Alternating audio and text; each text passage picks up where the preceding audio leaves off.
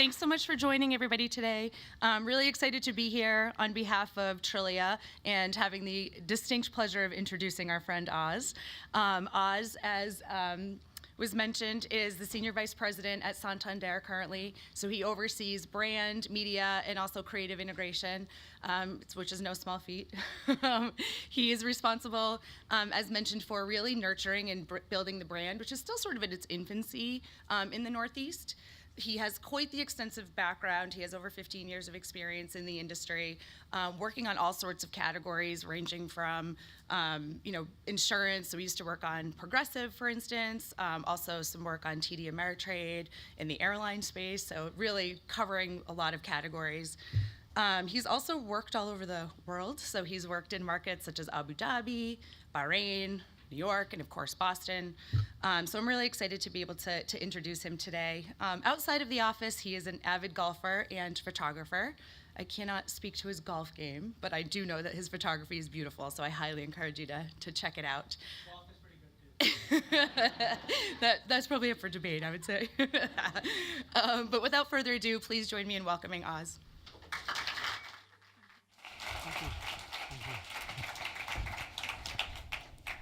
Thank you.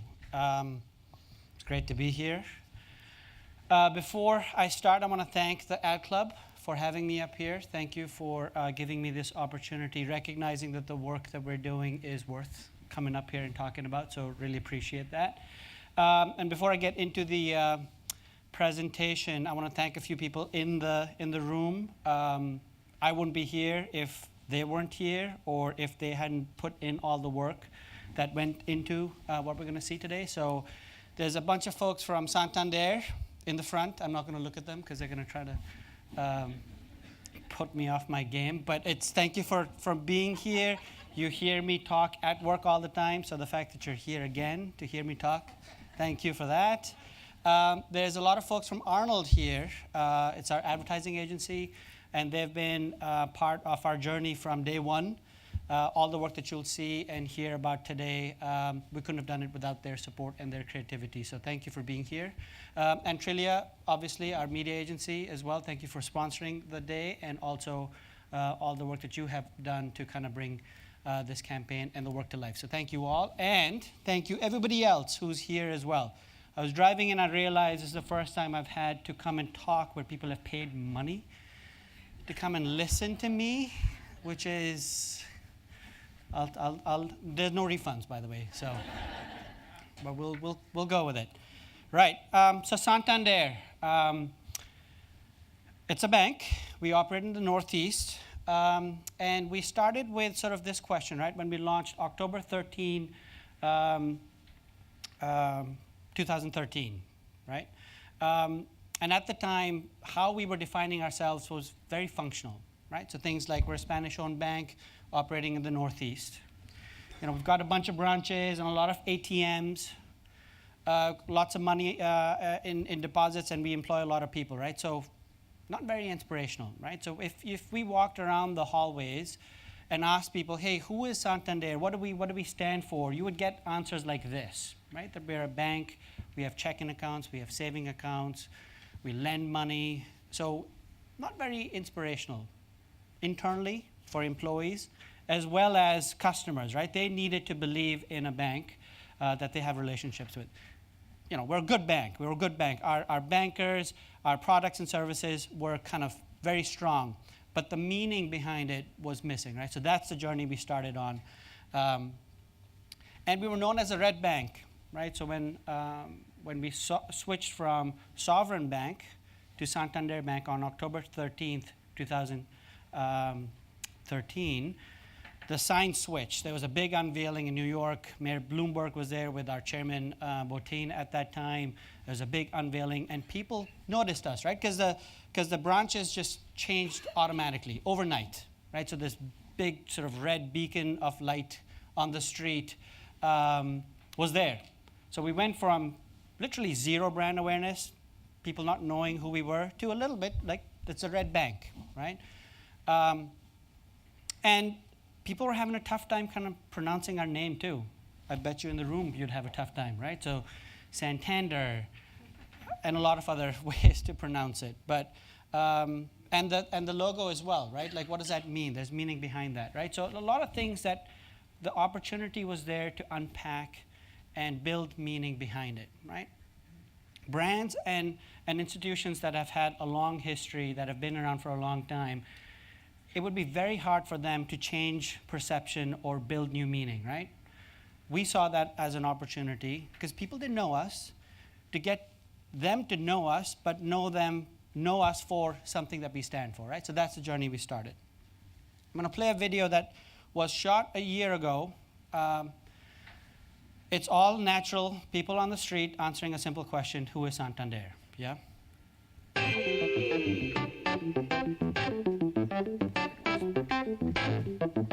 Say Santander, I assume that it's some foreign country. I have no idea what that is. I've never heard of Santander. I don't know what Santander is. No, I Haven't got a clue. Never heard of Santander. I do not know what Santander is. If I had to take a guess, it has something to do with Eastern philosophy. What the hell is Santander for starters? I have no idea what that is. I do not know what Santander is. No, I do not know what Santander is. No, I've never seen any advertisement at all. I know that Santander is the Bank of Spain, and that's about it. Actually, I working in a bank for 15 years, but to be honest, I don't know this bank. That's a bank. Santander is a bank. It's a bank. It's red. That's all I know about the bank. Santander is a bank. Santander, I think, is a bank. Okay, yeah, Santander. Yeah, there's a few of them on Market Street. Yes, I do. What is it? I assume it's a bank. The bank. Is that the bank? I just didn't know how to pronounce it. Right? So it's a real challenge that we had in the markets that we operate in. And so we started a journey to build meaning behind it and understanding, starting with just kind of awareness of us as a bank and then what we stand for, right? There's a lot of work done in partnership with Arnold, and a lot of research done, a lot of conversations happening internally with prospects, with customers. And we picked a space that we felt was right, not just for us, but for the time that we live in, and also the category, right, that we operate in. And it's centered around bringing respect into our daily lives, internally for us as employees at the bank, but also externally how we treat our customers and their money, right? So two things, the customer and their money, right? So money is very important, obviously, but them as individuals, how they get treated on a daily basis is just as important, right? You could come into the bank with a $10 check, or you could come into the bank with $1 million check. How we treat that individual walking through the door is with respect, right? So that's the journey that we started last year.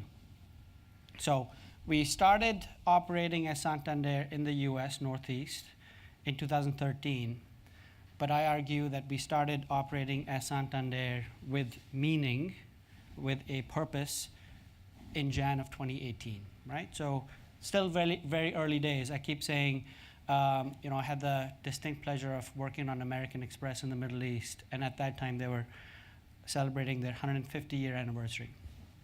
150 years, right? We've been here 6 years in the US. We've got deep-rooted history in Spain, 1856, but that doesn't translate all that well here in the US, right? So we're building it. We, Santander, employees at Santander, are writing the first chapter of that book that's going to sit 150 years from now, and that's just very exciting for us, right? So we made a promise around respect, and that changed things, right? So the first slide I showed you of who we are was very functional, right? Numbers. And it's funny because we have new branch managers coming in for training every month, and I sit through with them for about 45 minutes talking to them about the brand. And we went around the room and everybody introduced themselves, right? People from Bank of America, people from Chase, people from TD, all institutions that, if they asked who we are, probably wouldn't have the same issues and challenges that we have. So it's a journey that we're all on, and we're trying to build something meaningful for us and our customers. So that functional slide of the numbers, right? Like how many deposits do we have? How many employees do we have? How many products do we have? Has kind of shifted into words that give meaning to our purpose, right? So who we are, we're Santander. It's our purpose to help people and businesses prosper. That's why we're simple, personal, and fair in all that we do. When we demonstrate these values, we call that respect. And we believe that prosperity starts with respect. Came across a quote, you probably have heard about it, but great companies give everyone something to believe in rather than giving them something to do. Right? So instead of giving them a job, you've given them a purpose and given them a meaning so that when they come in every day, they believe in something and they want to bring that to life internally as employees and also externally when they're interacting with their customers. So this starts giving them meaning, a purpose, right? The first slide I showed you with the numbers, it doesn't inspire you. Hopefully this does. And so we made a promise, right? So all that builds up to us making a promise to ourselves internally, and I keep purposefully saying that because it has to be internally focused as well as externally focused, right? So we made a promise, and that's centered around respect, right? Respecting you as an individual and respecting your money. It's at the core of it. Everybody knows what a brand promise is, but I'll read this out to you. A brand promise represents everything a company stands for. It is a unique statement of what the company offers, what separates it from its rivals, and what makes it worthy of customers' consideration, right? Those last two words is very important for us in our category. Customers' consideration. If we're not in their consideration set, forget about it, right? Like a lot of people are not thinking about banking every day. In this room too, banking is not on your brains right now, but when it is, we need to be there in a purposeful way so that we can be part of the conversation. But here's the interesting part, right? So you can make a promise. It came from Gallup. Only half of customers believe that companies they do business with always deliver on what they promise. So just making a promise is not job done, we made a promise, let's go. Delivering on it, right? And over-delivering on it, because people are already kind of not thinking the brands are gonna deliver on it, right? So what do we do and what do we say that delivers on that promise in a meaningful way to build those interactions, to build that relationship, to change perception, and then put ourselves in their consideration set? Two sides of the coin that we worked on. One, what we say, right? So in marketing and advertising, you put out messages that say what you believe in, right? And then we always said we're not going to stop there. We're also going to do something that brings the promise to life in a meaningful way. So say it and do it too, right? You can't come into a meeting and just say, hey, I'm a smart guy, I'm a smart guy, listen to me, I'm a smart guy. You got to demonstrate that you are so that people believe in you, right? So we started with this, right? We launched a campaign that centered around respect. And if you break it down too, like respect is a pretty big, lofty sort of concept to bring to life in our creative sort of assets, right? Arnold did an amazing job bringing it to life in a way that stops you in your tracks. You pay attention to it, you look at it, and you think differently about the bank. Not the bank that has got a lot of branches, not the bank that has got a lot of employees, not the bank that has a lot of deposits, but a bank that respects you and your money, right? So I'm going to play the commercial that aired last year. You may have seen it, but I'm going to show it. I'm going to show it twice because I love it so much. I'm going to show it once, we'll talk about it, and then I'll show it again. Right there? Okay. You got it. What's that? We're going to find him, okay? Well, I'm trying to get home, but it feels like another lie. Yeah, I'm trying to stay strong. Sometimes I realize that the further I go, the more that I know that I want to go home.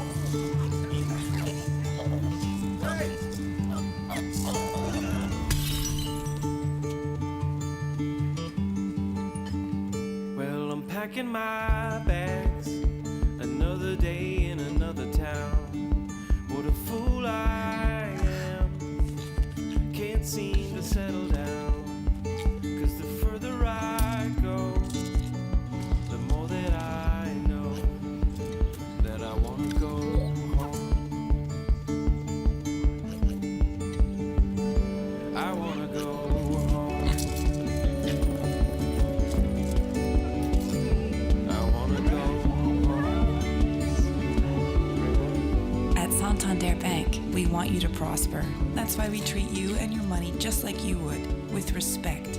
And respect adds up. So there was intent built into everything that you saw, right? Everybody's finances are different, right? No one person's personal finances are created equal. They're all different. So I had to find a metaphor to represent that. That's where the piggy comes to life, right? And you don't know it's a piggy bank in the beginning. It's a pet, but then it gets revealed that it's a piggy bank. When it gets lost, when it's out there, nobody can sort of find it, and it's in trouble. Our banker, Santander's banker, notices it, goes out of his way, right? Leaves the bank to go rescue it from the kids that were kind of playing around with it. Brings the bank, piggy bank to life, nurtures it, right? And then when he finds that it's lost, it takes it back to its rightful owner, right? So everything in there to say, we the bank will treat you and your money with the utmost respect, as if it's our own, and we will nurture it, we will grow it, because that's what we believe in, right? So that's kind of a very intentional story behind putting a message out there that kind of lets people believe, or starts to believe, makes them think that here's a bank that has a purpose, here's a bank that stands for something, and we're going to watch it again, because I love actually watching it on the big screen. It's great. Here we go. Right there? Okay. You got it. What's that? We're gonna find him, okay? Well, I'm trying to get home, but it feels like another lie. Yeah, I'm trying to stay strong. Sometimes I realize that the further I go, the more that I know that I want to go home.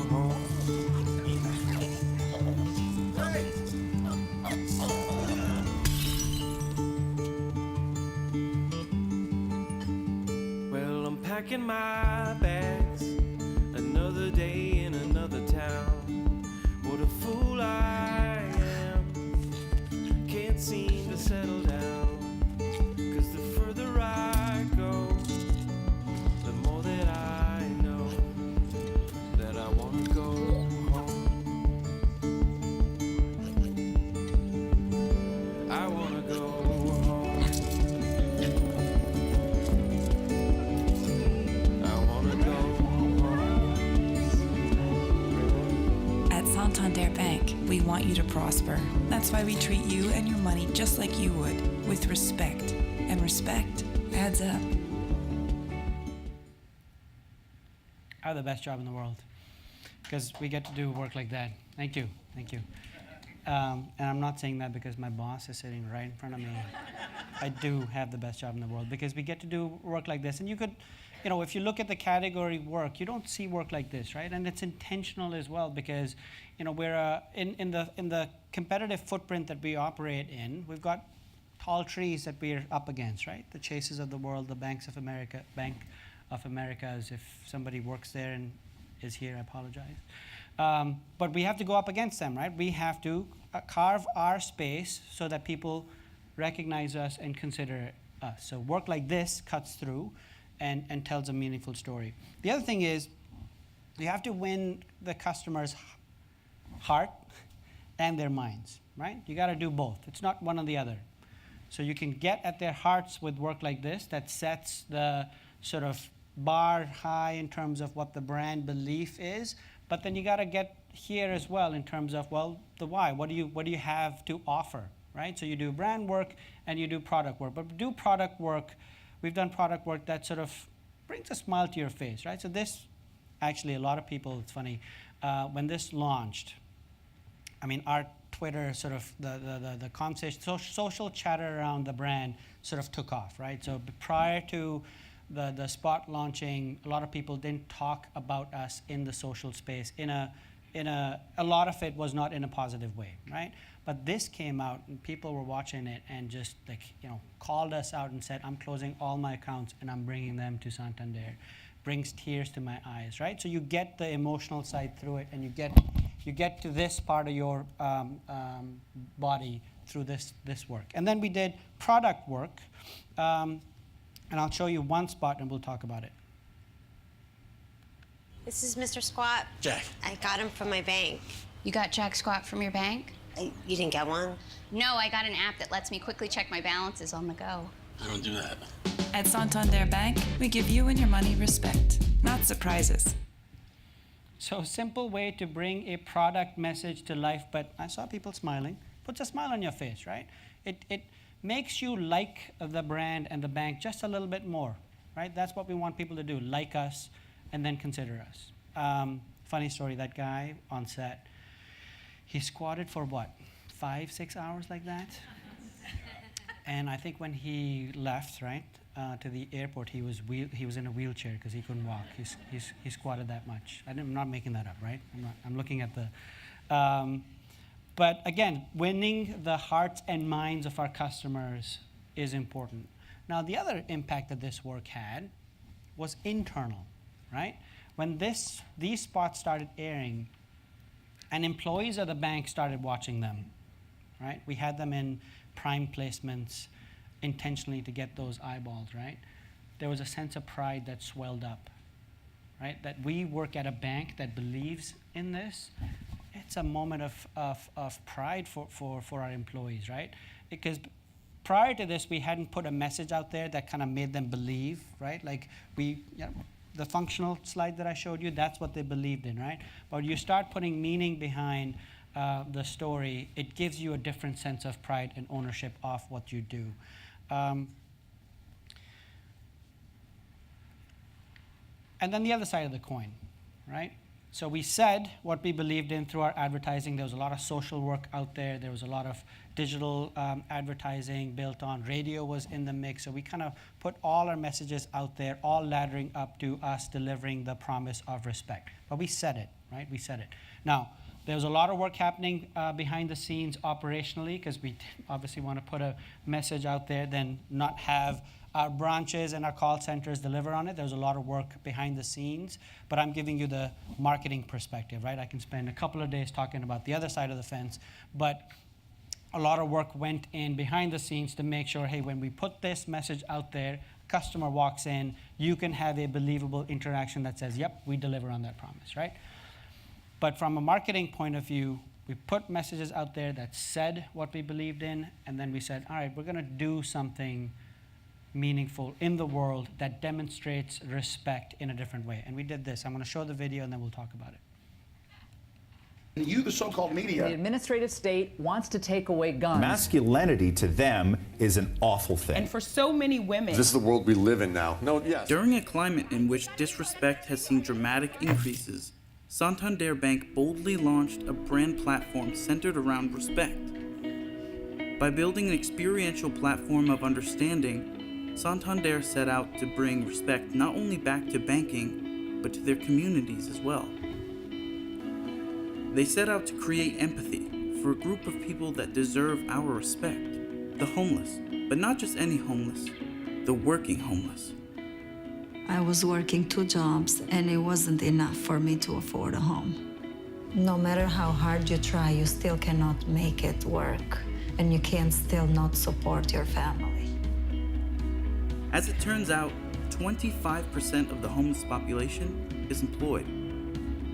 To better understand what it's like, In Someone Else's Shoes invited audiences to spend time with Jen, a homeless nurse who lives out of her car.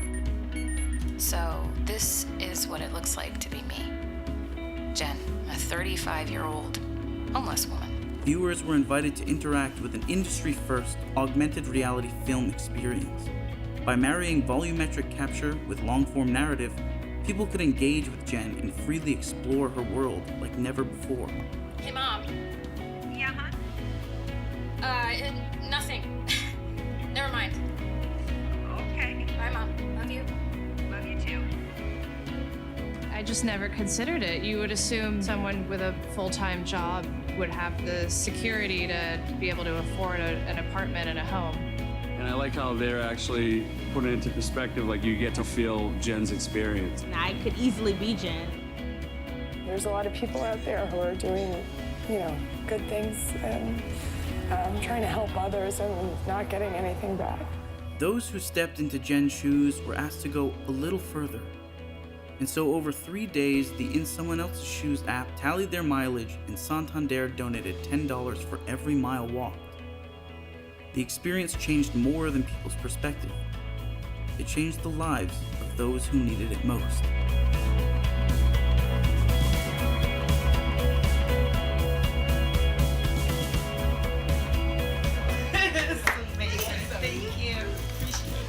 The partnership with Santander and Heading Home is absolutely about getting individuals and families back into permanent housing, to move out of the system and into self-sufficiency. I was given a chance to get back on my feet again. Getting back into a home, I felt so much emotion. I couldn't believe that there is still moments that I could be proud.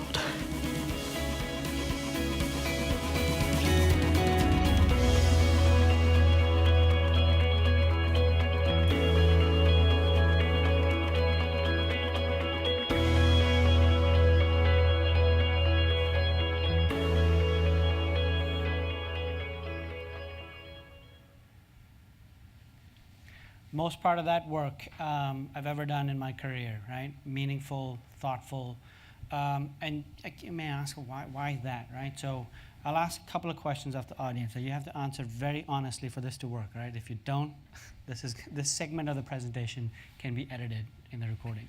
All right, first question. How many people feel there is a lack of respect in society? Just raise your hands.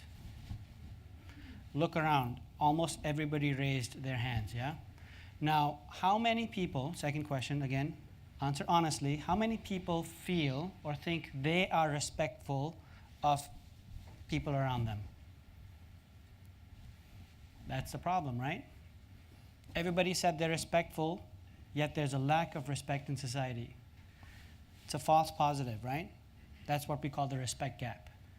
People think they're respectful. Everybody in the room said, right? Now you may say there are outside factors. There are people outside this room that are the disrespectful, but guess what? They'll probably say the same thing. I'm respectful, people around me aren't, right? You gotta take ownership. So that's what we kind of started with that insight. There's a respect gap in society, and how do we fill that? And then we went down the path of, well, if there's a respect gap, I'm sure there are people or groups of people out there that probably don't get the respect that they deserve, right? If you were walking down the street at night and you passed a car that you could see that there's somebody living in the car, you saw their stuff, I bet you the first thing you don't think is that person has a job and that person is trying really hard and that person can't make their ends meet. You'd probably think something else, right? So the respect gap comes to life when you have that interaction. And when we went through this journey, the number of stories we heard, the partners that we worked with, them sharing stories, personal stories of how when they were in between jobs, they were living in cars. They had a realtor friend, and he hooked me up with a house that was for sale, and I spent nights there and then went to my job in the morning. It's a real problem out there, right? And the stat that 25%, it's a quarter of all homeless population is working, is staggering, right? So that's the respect gap. Then we landed on this population that was like, wow, this we need to do something about it. We need to raise awareness. And then we activated it through augmented reality. I think the app is still in the App Store. If you look for it in someone else's shoes, you can still sort of download it and play around with the augmented reality. And then on the back end, we raised money for a cause that brought meaningful change in people's lives. Towards the end, you saw a clip of the check giving. One of the persons there was Michael Cleary, our president. We had the entire leadership team go to one of the shelters, refurbish it, scrubbing the floors, everything that you could do in that shelter we did, and we handed that check over, right? But it wasn't just about the check. It was about sort of putting something out there that demonstrated our belief, right? That was just year one. All this work was done in year one. I can't believe how much work we accomplished last year. So we're on this journey to build on it, right? Do more of this type of work in a meaningful way that brings change in people's lives. I'm wearing the T-shirt very proudly for a reason, right? This has started an internal movement as well, right? Because the ads do get you so far internally too, get you to think differently and have a sense of pride. But when you do something like this, it starts almost a mini movement, right? People want to do more of this type of work to do good. I'm wearing red shoes as well, and that's for a reason as well. It was kind of it started off as just a few people wearing red shoes on Friday as we were working through this, and it's become a cultural thing now at work where it's not mandatory, but people are encouraged to wear red shoes on Friday just to kind of put themselves in the mindset that by putting yourself in somebody else's shoes is when you get to know what they're going through and get a true understanding of what's behind their story, right? Very powerful thing to do in banking, especially when you're interacting with customers on a daily basis, talking about their most important thing, their money, right? So very important. The results, right? And what I've put on this slide is very intentional. We've won a bunch of awards lately. We did pre and post studies. We've kind of increased our awareness. We've increased our consideration. We're doing good as a bank too. Our production is pretty good, very, very healthy. But I put this quote on for a reason. I've been working at the bank for a long time and never shed a tear. This made me cry. I think I'm going to tear up too right now. But that's very powerful, right? Because, again, going back to winning the hearts and minds, right? Not just externally, but internally too. Giving employees a purpose, giving employees an inspiration, giving employees a reason to believe makes everything else kind of fall into place, right? And it's a journey. Listen, like I said, we started last year. We're sort of almost finishing up our first chapter of the book that will be read 150 years from now. And we're collectively writing the next chapter as we speak, right? And this is a graphic that's kind of included in all our presentations. It's a simple equation. Like, where should we have respect? Everywhere.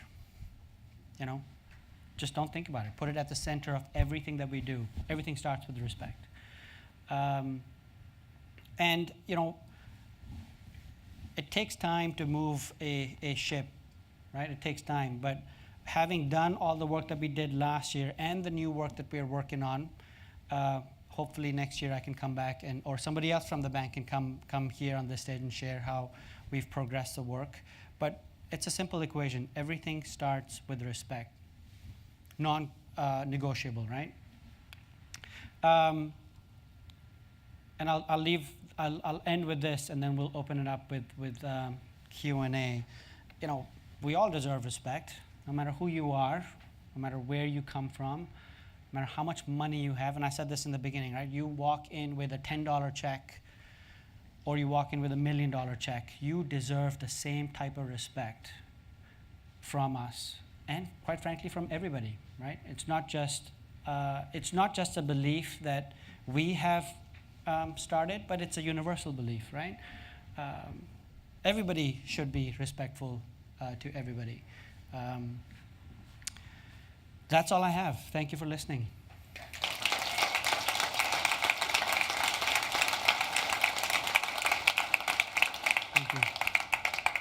We'll open it up for Q&A.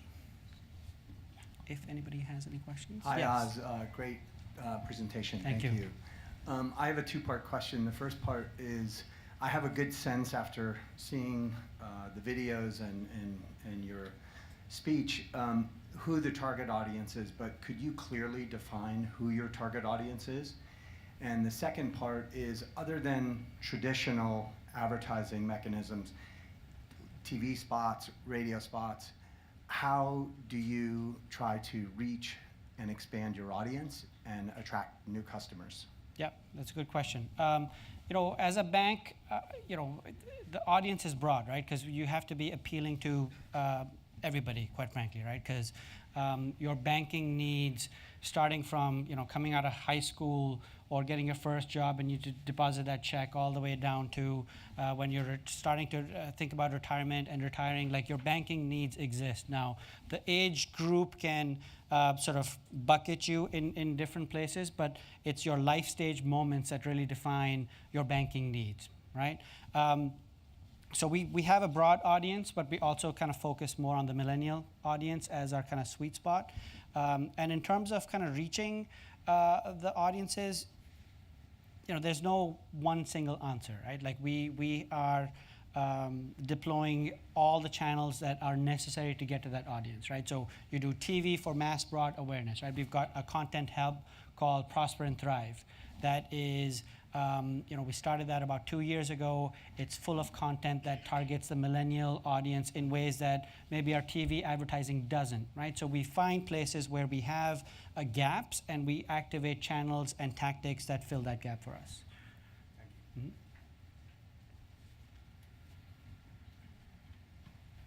Hey, thank you. Hi. This is great. My question is around metrics, around respect, and/or just ways in which people are held accountable to make sure respect is held throughout the organization. Yep. Just wanted to see if you can touch on that. Sure.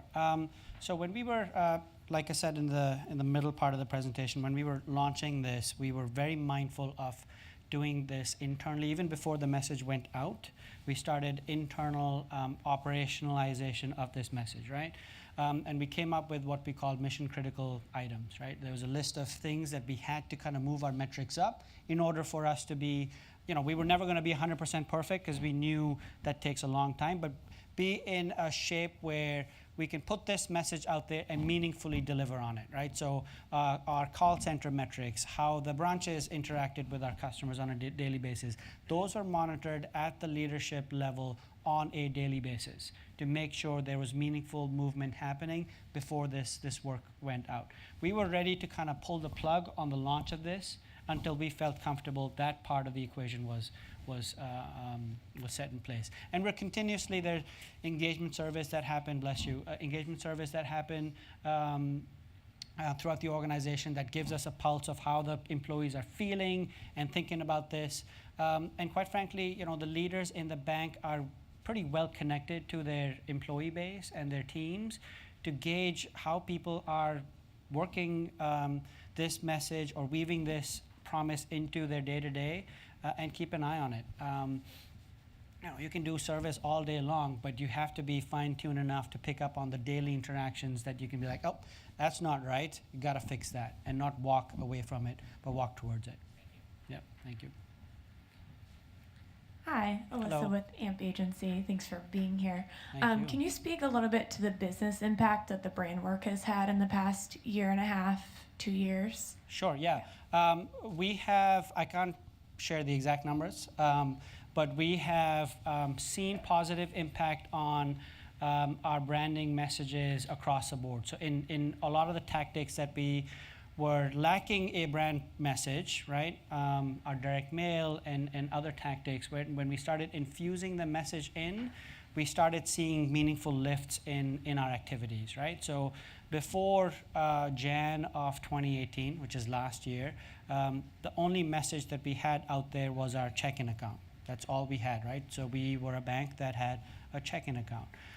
As we move to this, and as we continue to move to this, we're infusing more of this message in all of our work, in our daily interactions, and we're seeing positive impact. Hi. Hello. Can you speak a little bit about the journey from a functional identity to respect? Like, why not trust or transparency? Like, how did you land on respect, and how did you get the buy-in that that was like the singular value or emotion that you wanted the brand to focus on? Yeah, there are three parts of that question. So I'll start with the buy-in. Very important, right? Because it wasn't just me and a couple of people from Arnold kind of making this up and saying, this is what we're going to do. It needed buy-in across the organization, right? And I'm not talking about just a senior level, but we did interviews at the bank teller level as well, right? And had them exposed to this promise and asked them, hey, is this believable? Is this something that you can get behind and deliver on? And overwhelmingly, everybody was like, yes, this feels right for us, and we can deliver on it. And we had support at the highest level, right? Our CEO got behind this.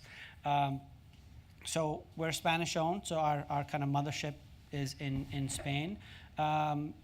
We had to go all the way up there too to get buy-in from our leadership there to operationalize this, right? So it was a long process, but it's funny because it doesn't happen that often. Well, two things. It doesn't happen.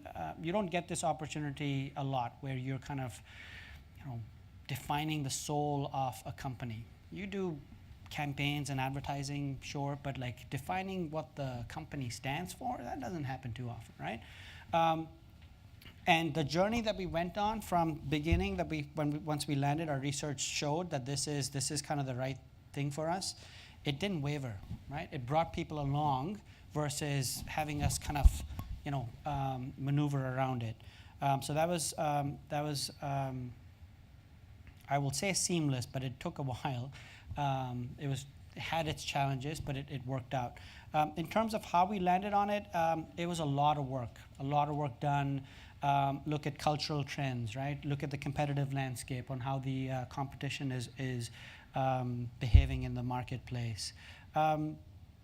And we had a lot of other territories too, right? And when you looked at respect, when we looked at respect when we were working through it, we're like, this is maybe too simple too, right? Like, yeah, respect, but we're a bank. We test a lot. We do a lot of research, and we put it through the ringer. We put it through a lot of qual. We put it through a lot of quant studies, and like every step of the way, this platform was rising to the top, right? And kind of made our decision easier when we looked at the numbers, and we felt like it was the right thing to do too. The other thing too is like, if you talk to your parents or talk to your grandparents, like talk to them about, when they went to the bank, it was an occasion, right? When you went to the bank, the interaction that they had with the branch manager, how the branch manager knew their family, everything that was happening. It still happens. Trust me, it still happens. There are plenty of our branch managers that know their customers inside out. But kind of the missing component that we found was this kind of notion of respect. Treating you not just as a transaction, treating you not just as an account number, but as a human being who has needs, and giving you the respect that you deserve. Hi, this is great work, very meaningful. Can you give us a sense of what's next? And I'm wondering, are you going to continue to focus on working homeless from a charitable giving perspective, or are you looking at other areas that you can have an impact as well? Yes. I can't give away all the secrets, but we are actively working on kind of the next sort of phase of the platform, both sides of the coin, what we're going to say next and what we're going to do next. So look out for some exciting work that's going to come out later half of this year. That's all I can say right now, but it's going to be great. Hi. Hi. Oh, yeah, back there. Yes. Good morning. This is my name is Sue. I'm with the New York Times. Good morning. And I wanted to hear a little more about your what partners helped bring that wonderful program to life. Since there is a ton of moving parts between the app and distribution and the experience and it's wonderful how fast you pushed. It seemed like that came together for that program. I was wondering if you can share a little more, and markets you might have done that in. Was it just Boston, or did you expand anywhere? Sure, yeah. Yes, and yes, it was a pretty big undertaking, And it took a lot of people. So a lot of people are here in the room, folks from Arnold, from Santander, Trillia was involved too, and a lot of people behind the scenes back in the ranch that brought it together. So I'll answer it in sort of three parts, right? So one, the speed. You talked about speed and how quickly we brought it together. Listen, when we put this up there and got a working group together and said, this is what we're doing, there was no wavering, right? Like, there was a very meaningful piece of work that we wanted to accomplish, and there was no point in time that people said, it's not doable. There was a lot of times that we actually thought it wasn't going to be doable, for sure, a lot of times. But we all got together behind this purpose. We all were inspired by the work, and we got it done, right? A lot of external partners involved as well. Bringing that augmented reality to life wasn't a small feat. You don't see augmented reality done that way. Volumetric capture, live action that you can maneuver around and interact with. It was first of its kind. We, in fact, won a Webby Award just recently for that work. So a lot of moving parts. We had partners in Canada that were working with us on this. And even up front, we had a lot of partners that we worked with and collaborated with to bring the ideas in front of us and then hone in and then produce it. So it was a huge effort done in a very short period of time. We're all augmented reality experts now. We can do augmented reality for, no, we can't. But listen, I'll keep saying this. When the work is meaningful, when it inspires people, weekends don't matter, late nights don't matter, because you want to get it done. And we got it done.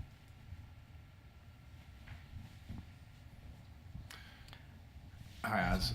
First, when that ad was running, my girls would squeal with delight when it would come on, so thank you for bringing it. I know it's not your intent in that spot, but it was great for us, so thanks. Yep. The work you showed really is agnostic of product, so it's almost above the product layer, which I love. But I would imagine people might be coming to your office on occasion going, hey, Oz, I got to sell checking accounts and savings accounts, and can you talk about the app? How do you balance all of those investment needs and different voices inside the company? Absolutely, and yes, that knock was happening and continues to happen, right?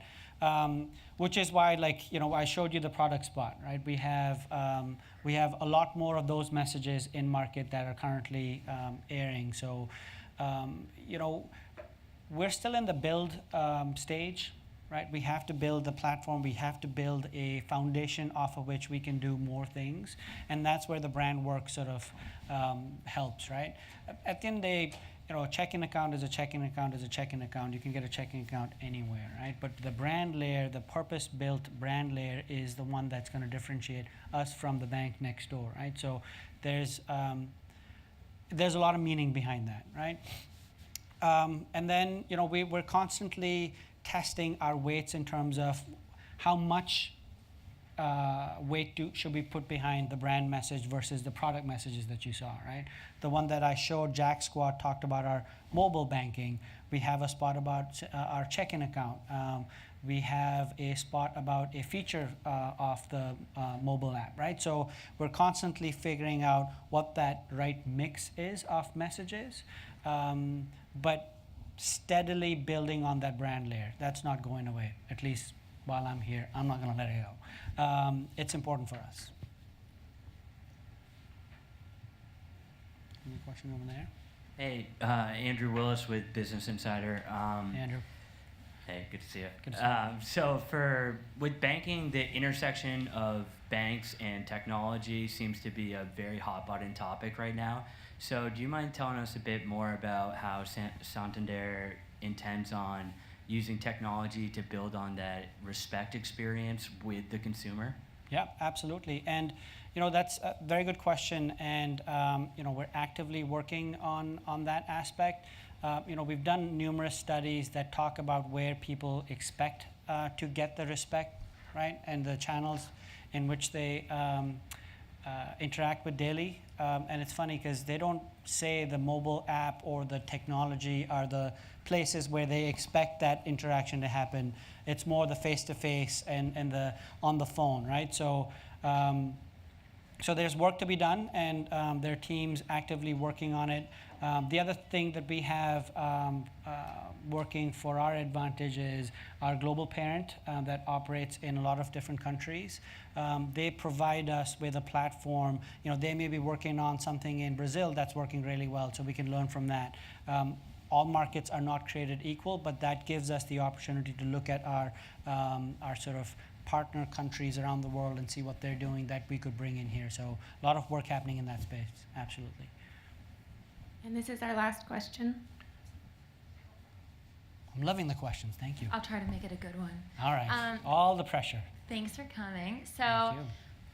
super appreciative that you chose a platform like homelessness to make a commercial, make an ad. However, as you mentioned, one of your audiences was millennials, and as a lot of us in this room know, millennials and Gen Z are super wary about big brands, corporations taking a stand about social initiatives. So I'm really curious, when you chose to do this as a platform, what did you think about how to make sure that this comes across as authentic and that you're not getting backlash that says, oh cool, a bank that's talking about homelessness, are you paying everyone a living wage, and kind of how you convey that message of authenticity?